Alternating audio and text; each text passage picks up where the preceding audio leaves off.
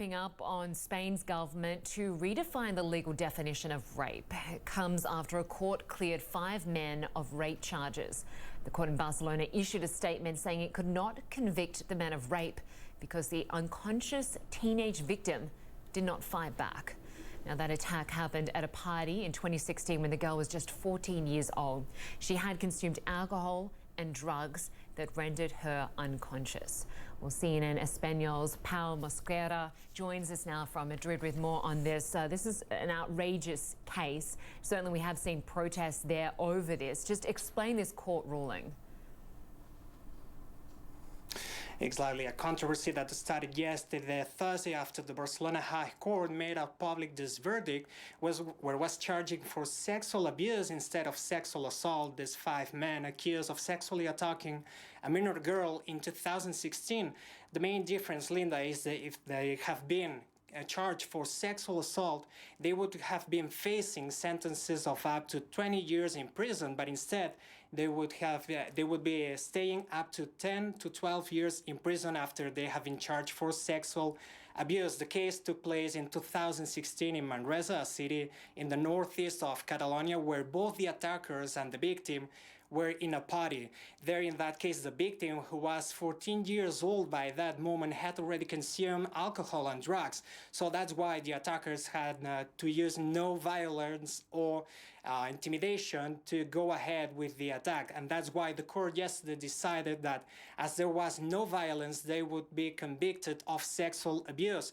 Some women rights groups are actually calling for protests over the weekend of the forthcoming days as to demonstrate against a verdict that they consider to be unfair. Even some social media users here in Spain are furiously commenting on this case using hashtags like "it's not abuse, it's rape." But it's important to point out, Linda, that the Spanish justice is actually reviewing the law as to better determine when it has to be sexual abuse or sexual assault, Linda.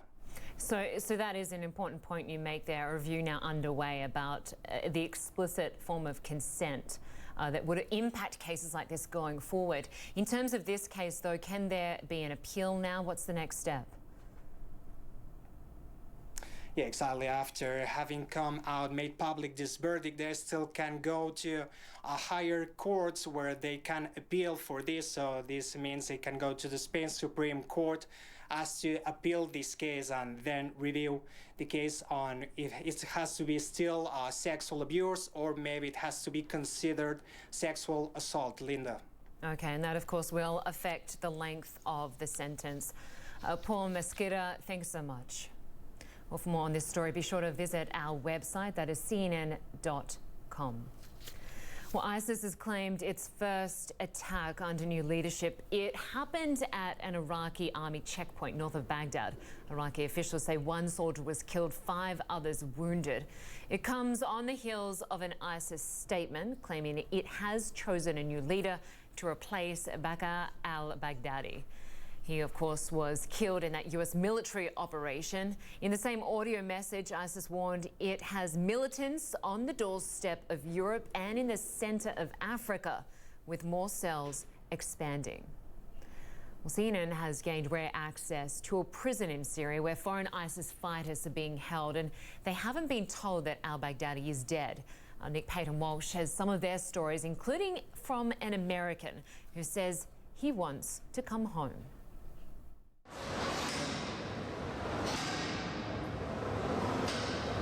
This wasn't the ending they were promised, even if it begins to feel eternal. ISIS foreign fighters, so long as these bars in Syria hold, no longer a threat to the outside world and no longer aware of what's happening outside in it. We don't get much information of outside what's happening. This man says his name is Lirim Soleimani and is a dual American citizen. He has no idea that ISIS leader Abu Bakr al-Baghdadi has been killed just 72 hours earlier when our cameraman visits. The guards explicitly forbid visitors from breaking the news, so we can only ask, what if? If he's killed, he's killed. For a lot of people, he's already been killed. He's already dead. You don't hear from him. It's, I don't know. For me, personally, I I feel like I was betrayed, you know, so there is no Islamic State anymore. It doesn't exist. Here's a common story in this sea of orange. He was just an engineer who is worried about his wife and 3 children in camps nearby. Their fate is so uncertain, he says facing US justice would be preferable to another day here. So I feel very unsafe, and I want to go back to States.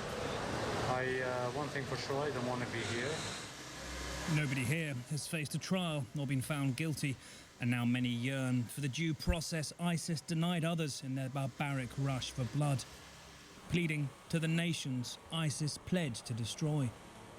My message to American people, to Donald Trump, I mean, there is American citizens, they shouldn't be abandoned, they should be brought to states, face the law, and if they committed any crime or they can be punished, not be left in some place like slow death concentration camp. The emaciated, withering, leaderless ISIS here has not suddenly stopped being a threat. Imagine the rage incubating in these cells. So great, the guards fear what may happen if they learn the news of their leader's death.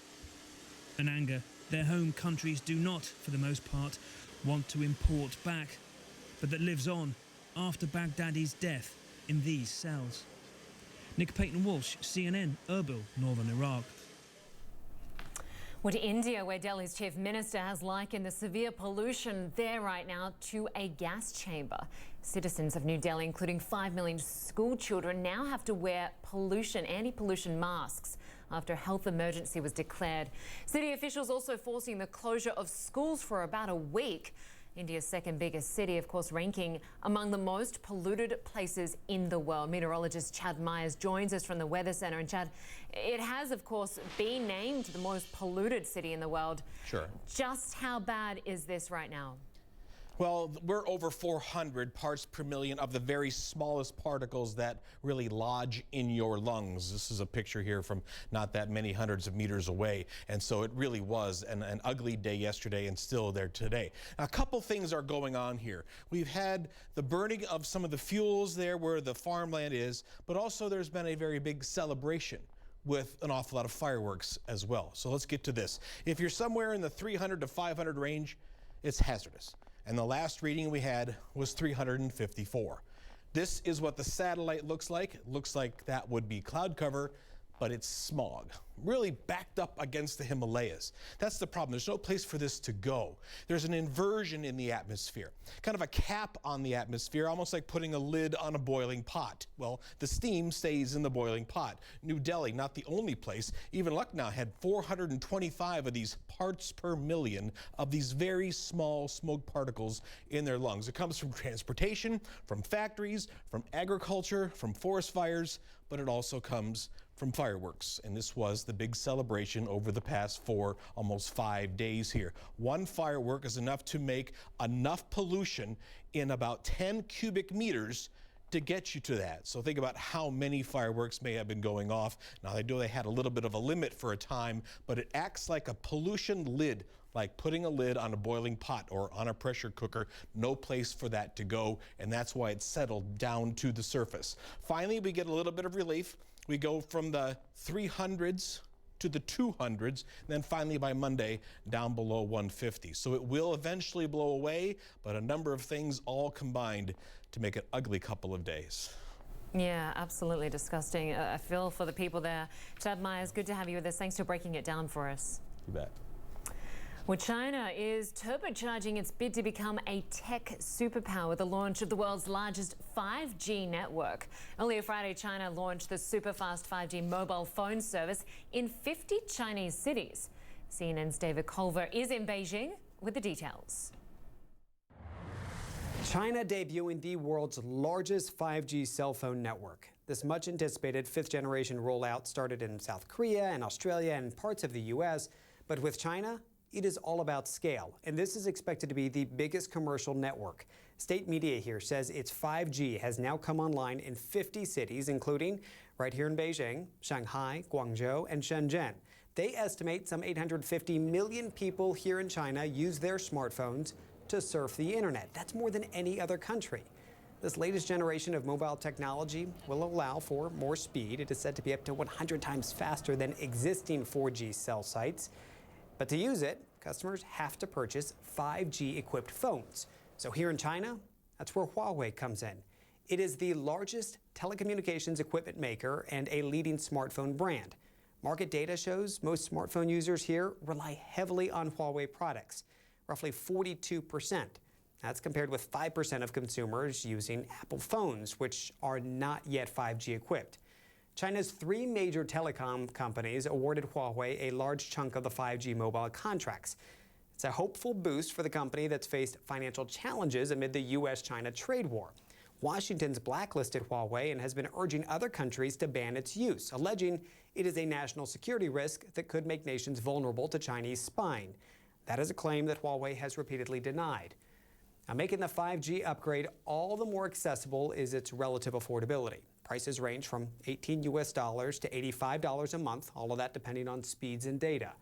Many users are warned that while they will be able to stream and watch videos quicker, the full advantages of 5G may not be realized until a couple of years to come. That's when tech companies will likely begin designing their apps to fully utilize the enhanced 5G capabilities. David Culver, CNN, Beijing. Well, still in tech news, and Apple is giving viewers yet another choice in streaming services. On Friday, the company launched Apple TV+. Apple, of course, joining the crowded streaming market alongside Netflix, Hulu, Amazon, and others. Apple is reportedly investing $6 billion on content. The tech giant hopes to diversify its platform, which is heavily reliant on iPhone sales, which have been slumping. Still ahead, California wildfires continue to rage and a new blaze is threatening Ventura County. We're going to have a live update when we return.